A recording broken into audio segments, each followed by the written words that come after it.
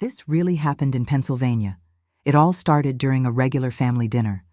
Out of nowhere, she looked right at me and said, "You eat, but don't help." That hit hard. I didn't argue. I didn't fight back. I just sat there quietly. A few weeks later, I sold the house they were living in. Funny how things turn around. Now he eats like there's no tomorrow and still doesn't lift a finger. I'm not anyone's babysitter. Maybe it's time she got the message and left before I have to tell her to. Her words weren't just rude. They were sharp, meant to hurt. They didn't float away. They landed heavy in the quiet of our small dinner table like a rock dropped in still water. You could feel the shock spreading across the plates of meatloaf and soggy peas. I froze, my fork stuck in midair. No one said a word. My son didn't even look up. He just kept eating like nothing had happened. He didn't speak up for me. Didn't defend me. Not a single word. That silence hurt more than anything she said. Across the table, my grandson looked confused. He was too young to understand everything, but he knew something was wrong. He stopped talking and stared the way kids do when grown-up anger fills the room like a heavy fog. I slowly chewed, swallowed, and put my fork down. I didn't cry. I didn't explain how the arthritis in my hands makes it hard to scrub the floors, or how bending down with my bad back feels like my bones are on fire. I didn't remind them that I still cooked when I could, folded clothes when my fingers worked, or how I spent my whole life holding this family together through thick and thin. Instead, I quietly began to clear the table. That was my answer, not yelling, not tears, just calm strength.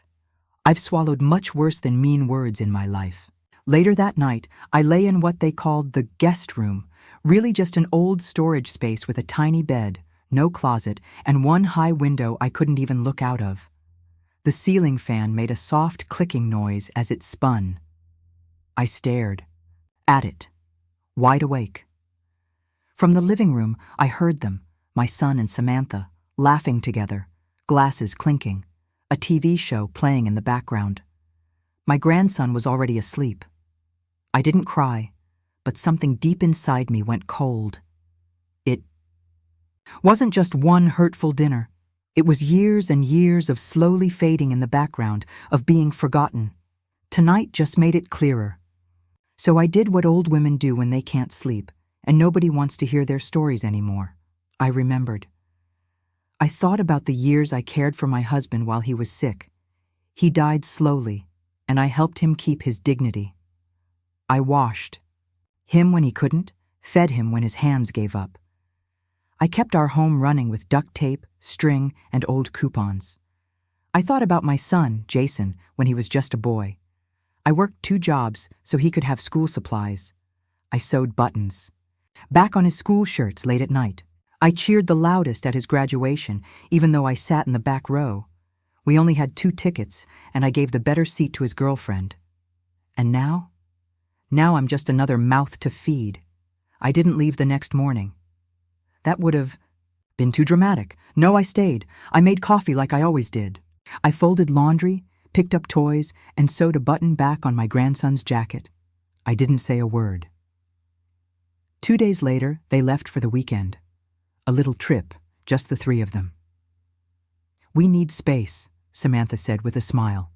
"Just a couple's weekend." Jason didn't look me in the eye. That's when I knew it was time. I packed 1 small suitcase, just the basics, some papers, my rosary, and an old notebook. I didn't write a note. I just left the house key on the kitchen table, right next to a folded dish towel I'd washed that morning. Then I took the bus. No taxi, no help, just me. And my tired knees. The care home wasn't fancy. One of the cheapest, actually. But it had clean sheets and didn't smell awful, and that was enough. The woman at the front desk gave me a form to fill out. She didn't ask why I was there. Maybe she could tell. I smiled and told her, "I just want some peace and quiet. It's only for a little while." But inside, I felt empty. That night, I sat on the edge of a narrow bed, in a room that smelled like boiled peas and bleach. Outside the window, I could barely see anything, just the outline of a tree in the dark. And for the first time, I really started to wonder, had I disappeared? Was I really just a burden? Just someone who showed up to eat and do nothing else? That thought, so simple, so cruel, stuck with me into the early morning. I lay there staring at the ceiling, feeling small and unwanted. But then something inside me shifted. A quiet voice, one I hadn't heard in years, spoke up gently. What if they're wrong? The next morning, I made myself a cup of tea, just the way I like it. Strong, no sugar. I wrapped myself in the soft blanket I had crocheted winters ago, and I picked up the phone. My hand trembled a little as I dialed. "James?" I said. My voice shook, just slightly. It had been a long time. James was my late husband's oldest friend. He had helped us with everything when my husband was sick. Wills, insurance, paperwork, all of it. "Do you remember the house deed?" I asked quietly. There was a pause on the other end of the line. Then he spoke. "Yes," he said softly. "I remember everything about that day." 3 days later, I sat across from him in his office. Nothing had changed. The same dusty shelves, the same smell of leather and old paper. James pulled out a folder and slid it across the desk toward me. "You should have received a copy," he said. I opened it. My eyes scanned the page, and there it was. My name, the address, the signature. It was the house I had been told to leave. The same house I had once fought so hard to keep for my son. It had been mine, legally mine, since 1994. My husband had signed it over to me before he passed away, 30 years ago. "I never told anyone," I whispered, barely believing the words myself. James gave me a gentle smile. "Maybe now's the time." I held the folder in my hands. My fingers didn't shake. I didn't know yet what I would do with this power. But I knew one thing for sure. I wasn't just someone who eats. And I wouldn't let that be the last thing they remembered about me.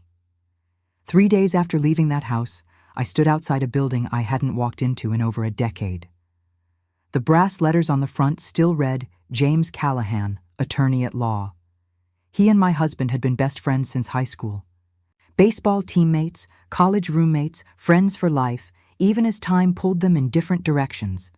James had helped us when everything was falling apart, when cancer came, when the end felt near. He was the one who helped transfer the deed.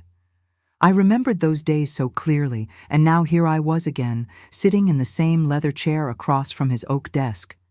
He looked older. So did I. He didn't say much at first. Just poured me a cup of tea, 2 sugars, no milk, just how I liked it. When he finally spoke, it was soft, calm. "You want me to pull the deed?" he asked. I nodded. He moved slowly, carefully, as if the papers were something sacred. He opened a locked drawer, pulled out a thick folder, and set it down in front of me. Then, gently, he opened it. There it was again. My name. The house. The date. June 12th. 1994. My husband's signature, shaky but clear, witnessed, notarized. The house I had cooked in, cleaned, loved, and raised generations in. It had always been mine. I stared at the paper like it was a photograph of someone I loved and thought I'd lost. "I didn't know he followed through," I said quietly. James smiled kindly. He came in the week after his diagnosis, told me, "I don't want her to ever end up without a roof. She built this family. She should never have to ask to stay in her own home." I pressed my hand to my chest. Even while dying, my husband had thought of me, not just with love, but with protection. Practical, legal, solid protection. "I never told Jason," I whispered. James tilted his head gently. Did you think you'd never need to? I took a deep breath. I thought they'd always remember who I was. He nodded slowly, understanding the pain in my words. I've kept everything up to date. Taxes, documents, filings. It's airtight. I looked at the paper again. Deep down, I had always known I didn't need to ask permission to be in that house, but seeing it there, in black and white, made it real. I wasn't asking for charity. I had just been stripped of my dignity, and now I had the keys. Not the ones that jingle, the real ones, the kind that unlock your soul from shame. I want to sell it, I said. My voice didn't shake. James didn't blink. I'll draw up the paperwork. Quietly, I added. I want them to hear it. The letter wasn't from me, and James didn't question it. He never asked why I hadn't said anything before. I left his office with the folder pressed tight against my chest, like it was a shield. Outside, the air smelled like rain and damp leaves, with a sharp scent of diesel from a passing bus. The world moved on as usual. But something inside me had shifted. It wasn't anger. It wasn't revenge. It was balance. For years I had believed I was living in their house, but the truth was, they had been living in mine. That evening, I returned to the care home with a paper bag of warm pastries for the kitchen staff and a small bouquet of daisies for Helen, the woman down the hall. She once told me, through quiet tears, that her daughter-in-law made her eat alone in the laundry room. That pain never left me. We drank tea together that night, not saying much. Just two women sitting in silence, understanding more than words could ever say. After she left, I pulled out the folder again, spread the pages across my little bed. I read every line slowly, like a woman finally done apologizing for existing. My husband had given me that house with love, and I would let it go with clarity. They would learn now. I wasn't just someone who ate. I was the woman who held the deed, and I finally knew what to do with it. My room was small, just a twin bed, a narrow dresser, and a chair by the window that faced the parking lot. But it was mine, and in that simplicity, there was peace. No slamming doors, no whispered complaints, no dramatic sighs when I asked for help. Just quiet. And in that quiet, I found something I hadn't realized I'd lost. Myself. The care home. Wasn't fancy, but it was clean. The staff were kind in the way that only people who are overworked and underpaid know how to be. And the other residents? We were a soft, invisible tribe, a collection of stories no one had asked to hear. So I started helping, not because I had to, but because I wanted to. I folded laundry in the common room, helped portion out lunch trays, read letters aloud for a woman whose world had faded into shadows. On Sundays, I ran a little knitting group, even though my hands weren't what they used to be. That's how I became close with Helen. She was wiry, sharp-tongued, with a walker, covered in pink ribbons.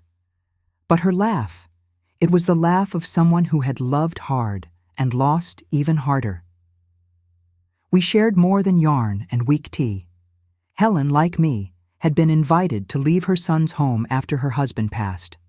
She'd raised 2 boys, fought breast cancer, and at 79, she was told, just like I had been, that she was a burden.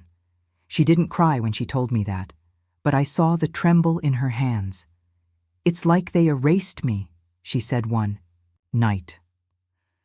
Like I stopped existing the second I stopped being useful. That sentence stayed with me like a pin on my chest. I knew exactly what she meant, and I knew, then and there, I wouldn't let my story end in a room that smelled of antiseptic and boiled peas. That weekend, I called James again. We met in the same office, same desk, same heavy folders. "I'm ready," I told him.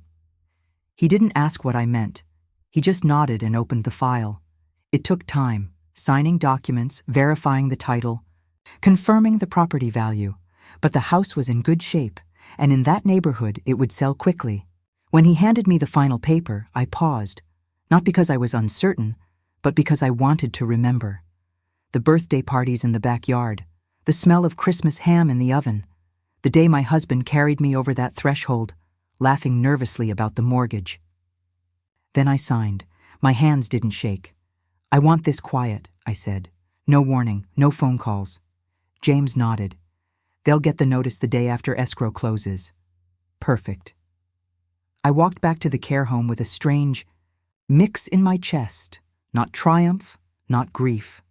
Something quieter. Sorrow, yes, but also satisfaction. Because for the first time in my life, I was doing this for me.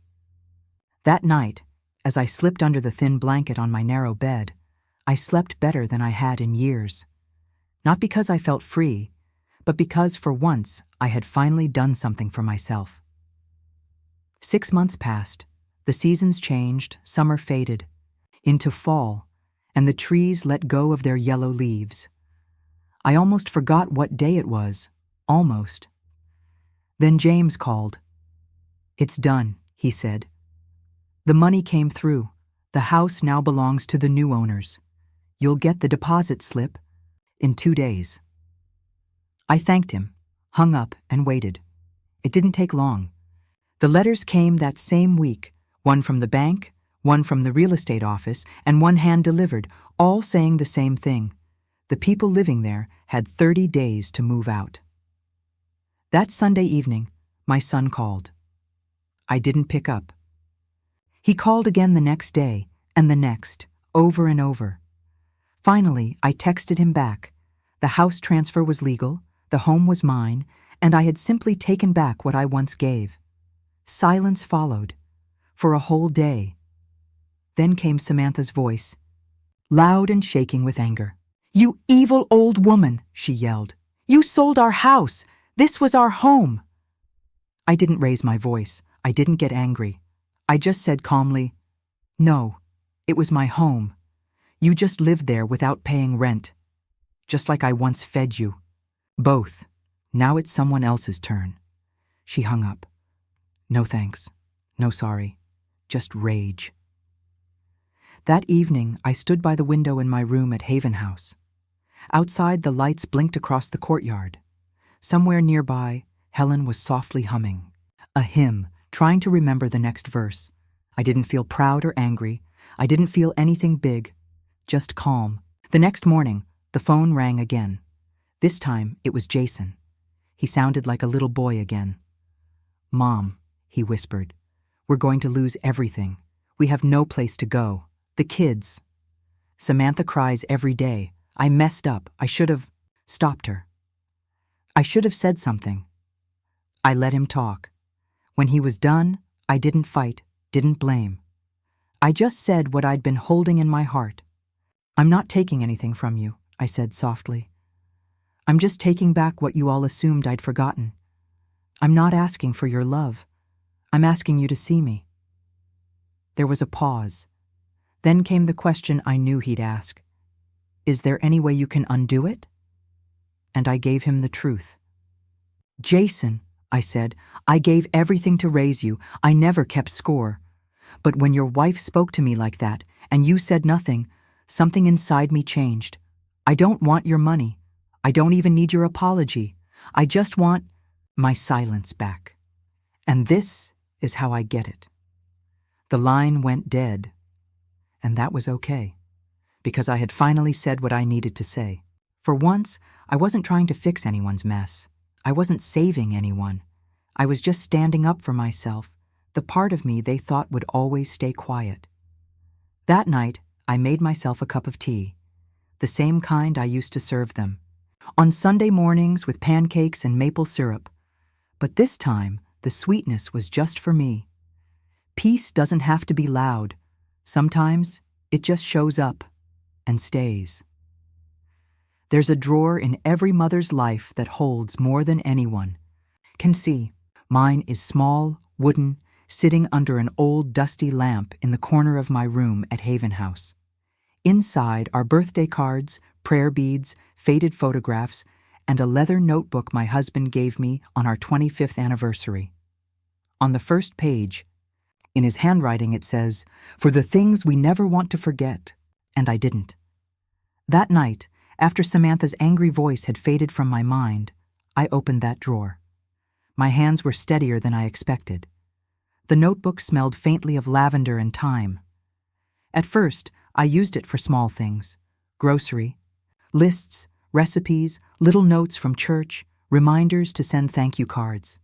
But over time, it became something more. Not a list of grudges, not a diary of pain, just a quiet record of love. The kind that's given over and over again and never returned. I flipped through the pages. 1994, Jason's college tuition after he dropped out, $2,300. 1996, helped co-sign the car loan and paid the first 5 months, $1,800.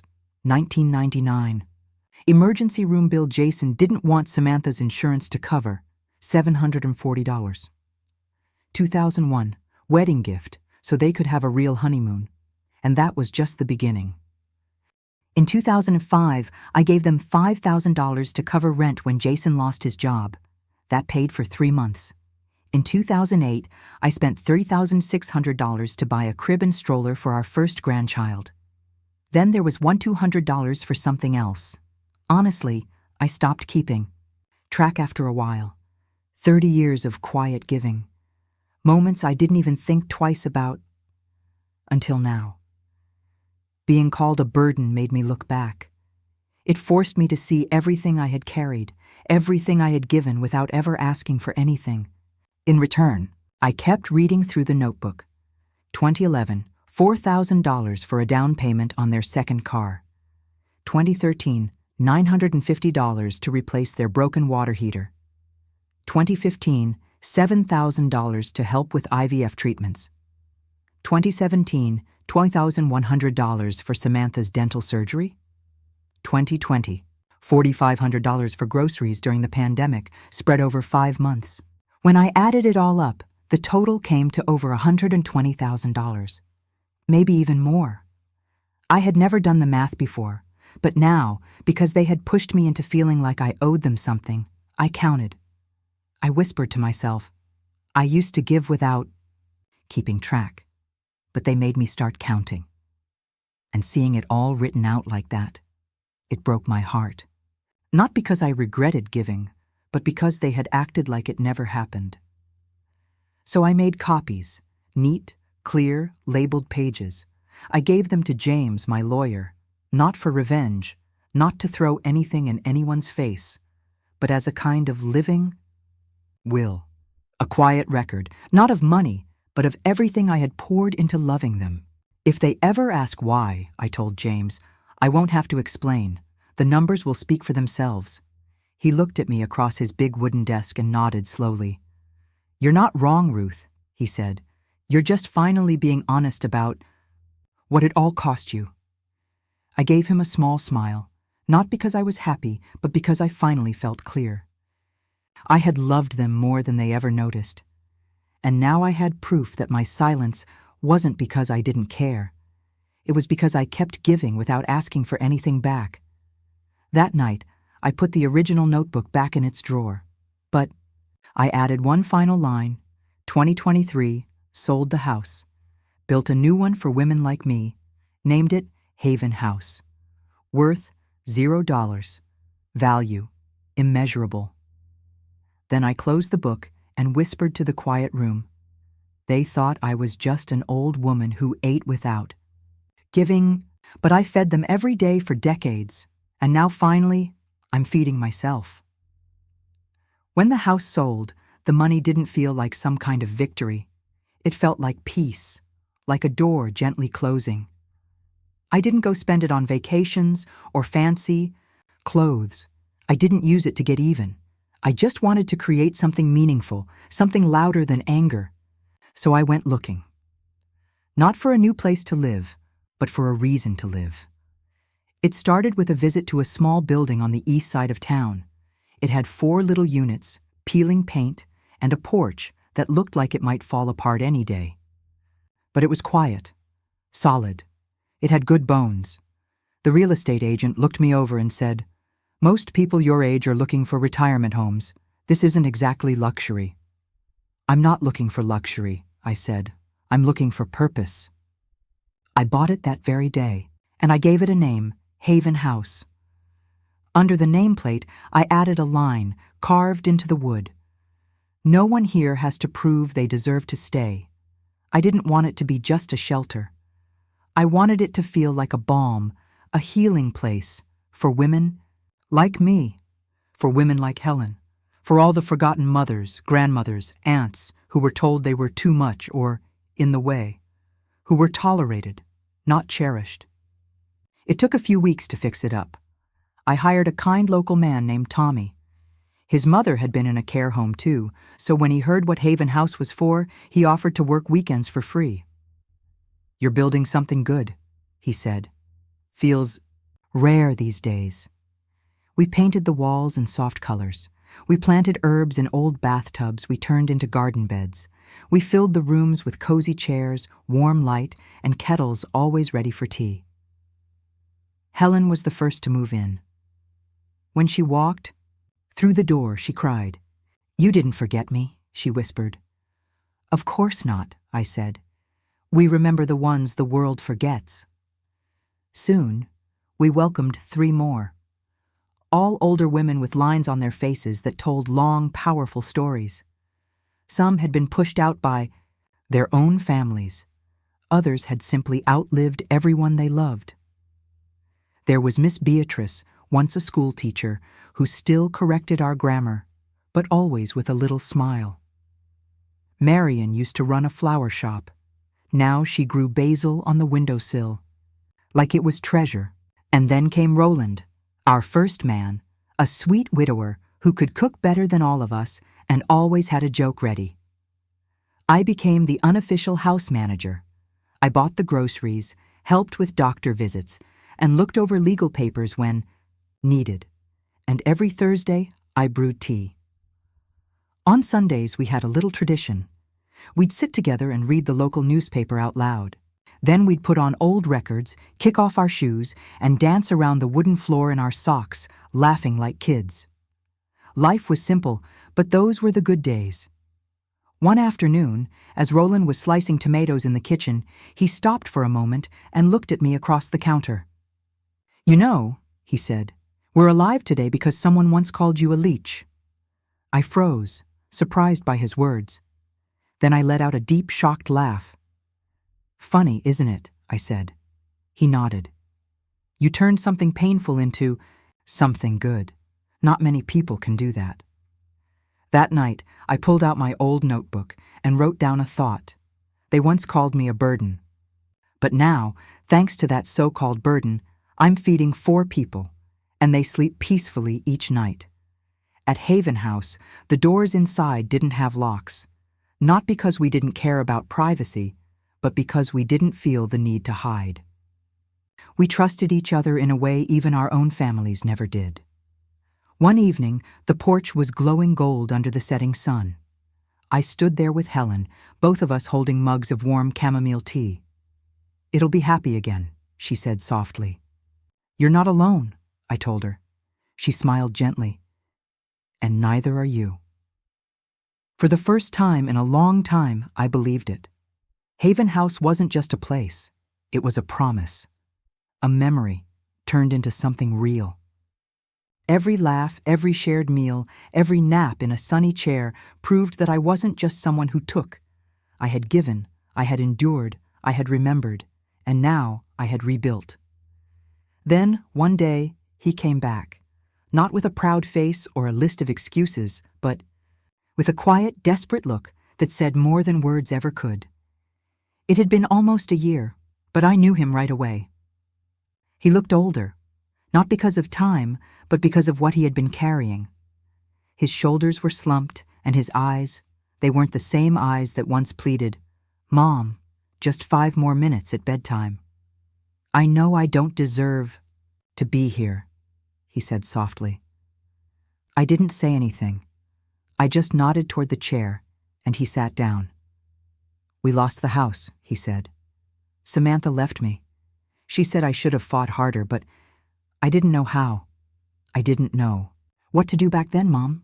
His voice broke when he said, Mom, now I've got nothing. I sleep on a friend's couch, I work nights. I wanted to say I'm sorry. Still, I stayed quiet. Instead, I reached for a small box beside my chair. Inside was an old photo from the early days of Haven House. The porch wasn't painted yet, and the garden was just dirt. But right there in the middle were 4 people, smiling, barefoot, holding paintbrushes. It wasn't just a picture. It was a moment. When this house was starting to become a home, I handed it to him. At first, he didn't get it, but then his face changed. You built this, he whispered. With the money from our house? I nodded. And you didn't use it for yourself? I shook my head. I used it to create something that could grow. He stared at the photo, then looked up at me. Why now? He asked. I finally spoke. Because I ate your rice for 1 year, I said gently, but you ate mine for 30. I'm just collecting a little interest. He opened his mouth, but no words came. I stood up. My legs ached more these days, but I stood tall. I didn't come here to hurt you, he said. I know. I just wanted to say thank you. For everything. For what I never said back then. I looked at him closely. The stubble on his chin, the deep lines worry had left behind. The boy I once knew was buried under all that weight. There's something you still need to understand, I told him. He waited. I never needed your repayment, I said. I needed your respect. I needed to know that growing old didn't erase all the years I gave. That the hands that once cooled your fever weren't useless just because they shake now. He lowered his eyes. I forgot who you were. No, I said. You remembered too late. He was quiet, then said, Can I help with the house? With the others? I shook my head. This place doesn't need your guilt. It needs your growth. Live better. Love better. That's how you honor what I gave. He nodded slowly, stood up, and turned to go. But before he left, I reached into the box again and pulled out one more thing. A blank deed. Not to Haven House, but to his own future. Go fill this with something worthy, I said. He held it like it was something precious. I will. And for the first time in years, I believed him. It was a quiet spring afternoon. The kind of day that moved slow and easy, like it had nowhere to be. The breeze drifted through the trees like an old friend, flipping through familiar pages. And in the air, you could smell wild lilac and the faint promise of rain, like a memory finding its way back home. I was sitting on the porch of Haven House, holding my favorite teacup. It had a little chip on the rim, but it fit perfectly in my hand, like it had been waiting for me. The late afternoon sun was stretching long shadows across the yard, turning the gravel path golden and warming up the stones under our feet. Helen was sitting under the pergola, going back and forth with Roland, again. They were teasing each other about green beans. Should you steam them or sauté them? Add garlic or maybe some bacon fat? Her voice was dry and sharp, but full of life. Miss B was on the swing, her hands moving steadily through loops of yarn. She was knitting a scarf. No one had asked for it, but someone was going to be thankful anyway. Now, if you saw this place, you might think it was just another care home, but you'd be wrong. This wasn't a place where people were looked after like they were helpless. This was a place where people remembered who they were, a place where they belonged. These weren't just elderly residents. These were people who had spent their whole lives putting others first, raising families, keeping quiet, staying strong. And now, finally, they were allowed to laugh without fear. Their stories weren't tucked away behind hospital curtains or ignored in quiet corners anymore. They were still being written. I had just taken a sip of tea when I noticed a woman walking in from the gate. I didn't know her. She was thin, graceful, wearing a neat Sunday hat, too fancy for a Tuesday. She moved like someone who used to wear high heels even when she didn't have to. The kind of woman who had practiced her smile, always keeping just the right distance. She looked around for a moment, then came up the steps and sat next to me without asking. But somehow, it didn't feel rude. It felt natural, like she belonged there too. "Are you the owner?" she asked. I nodded. She took another look around. The chipped bird bath with a sparrow hopping in and out. The wind chimes made from old silverware and glass beads. The wildflowers planted without any real plan, but full of love. "This place feels free," she said quietly, almost like a secret.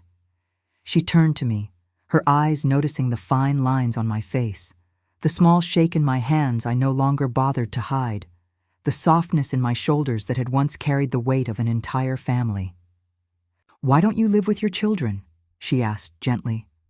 It wasn't rude, just soft curiosity. I didn't answer right away. I let her question sit there for a bit, like floating pollen in the warm air. Then I smiled and said, "I used to. But here I'm needed, not just tolerated. No one here asks me to clean the floor to earn my dinner. No one expects me to say sorry just for existing." Her eyes didn't widen. They softened, like she understood. Maybe she had a daughter-in-law who smiled too tightly, a son who always had some excuse, a quiet corner in someone else's home where she was placed, not welcomed. We sat like that for a while, just sharing silence. It wasn't awkward. It was full of understanding. Inside, the kettle started to whistle. It was a sound I'd grown to love, an old friend calling me back in. Helen's voice rang out again from the pergola. "I don't care what Roland says. I'll die before I boil green beans." Roland's laugh rolled through the yard. Miss B chuckled without even looking up from her knitting. The woman beside me smiled. This time, it was real. It started in her eyes. "I think I get it now," she whispered. I nodded and took another sip of tea. "You don't always have to win the fight," I said. "Sometimes walking away is the loudest thing you can do." The sun dipped lower, painting the leaves, the windowsills, and even our wrinkles in warm amber. From somewhere inside, someone started humming an old church song. It was out of tune, but full of heart. It wasn't fancy, it wasn't dramatic, but it was enough. Enough to remind me that even the quietest lives can leave the deepest echoes. Enough to show me that all the years I thought were taken from me had bloomed again, right here, in chipped teacups, in debates about green beans, in scarves no one asked for. This was my justice, not in a courtroom, not through revenge, but right here, on a porch, in the home I built with love. And maybe, just maybe, that wasn't the end at all. Maybe it was the most beautiful kind of beginning. Have you ever stayed quiet just to avoid a fight? Ever felt like the only reason people kept you around was because of what you could do for them? If you have, I want you to know, you're not the only one. I'm not sharing someone else's story. This is my story. I'm a mother from Pennsylvania, and I've lived through all of it. I've felt the sting of cold looks. I've served dinner without hearing a single thank you. I've held back tears while the people I once held close acted like I wasn't even there, like I was just part of the furniture. But I've taken back my power. Every dollar they thought I didn't earn, every sleepless night, every quiet insult they assumed I'd forget, I remembered them all. And I've learned that love isn't always soft or sweet. Sometimes love means standing at the sink, washing dishes after someone calls you a burden, because you know the strong woman who raised you. Sometimes love means walking through a house full of laughter, even when nobody sees you anymore. And sometimes love means putting your name on a paper and realizing the only person who can truly save you is you. Love doesn't always mean staying. Sometimes it means walking away without slamming the door, without yelling, without looking back. It means starting fresh. Not for the ones who left you out, but for the ones who need someone like you to believe in them again. That's what I did. I took a house where I was no longer welcome and turned it into a safe place for people who had been forgotten, just like I once was. I named it Haven House, because this house stands for something. We don't have to fade away quietly. Our stories do matter, even if no one claps when we tell them. The love, time, and care we gave, even if no one said thank you, were not wasted. I didn't start out strong. I started out hurt, tired, and unsure. But little by little, I picked up the pieces of who I used to be before the world told me I was too old, too slow, or just too much. And you can do the same. If you're sitting there thinking no one would believe your story, if you feel like it's too late to speak up or be heard, let me tell you, it's not too late. You're not too old. And you are definitely not alone. I share these stories because they matter, because silence only gives pain more power, because for every woman like me who walked away with just one suitcase and no plan, there are thousands still trying to convince themselves the pain they feel is normal.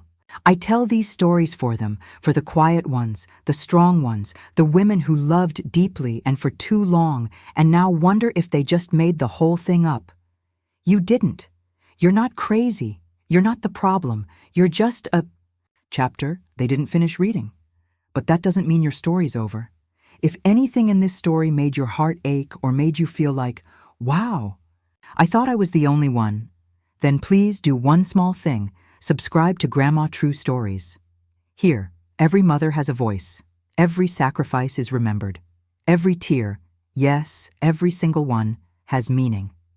This isn't just storytelling. This is remembering out loud. It's the sound of a woman finding her voice again, long after the world thought she'd gone silent.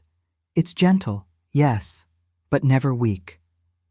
So if you're ready to remember who you truly are, not who they told you to be, not the version of you that just got by, but the real you, the one before life started chipping away at your soul, then you're in the right place. Welcome home. Welcome to Her Yesterday by Emma.